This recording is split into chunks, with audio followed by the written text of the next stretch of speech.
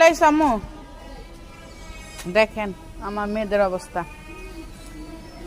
এখানে অবশ্য অনেক বাতাস, দেখেন একদম চারি সাইড খোলা, মাশাআল্লাহ সেই বাতাস। এখানে না নিচে না থেকে এখানে বসে থাকা ভালো, কিন্তু এই যে চারদিক ফাঁকা দেখে আমি ওদেরকে বেশি একটা বেরোতে দেই না।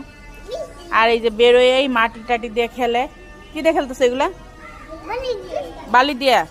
বালি দিয়ে মানুষ খেলে। অবশ্য ছোটবেলায় কিন্তু এইভাবে আমরাও খেলছি। দুইজনের খুব মিল, আবার যখন লাইগা যায় তখন কে সারামু কারে কোনো খবর থাকে না, কামড়া কামড়ি শুরু হয়ে যায়। এই হয়েছে যমজ বাচ্চাদের অবস্থা। তো সবাই দোয়া করবেন আমাদের জন্য। আম্মু মারামারি লাগো না, সাবধান।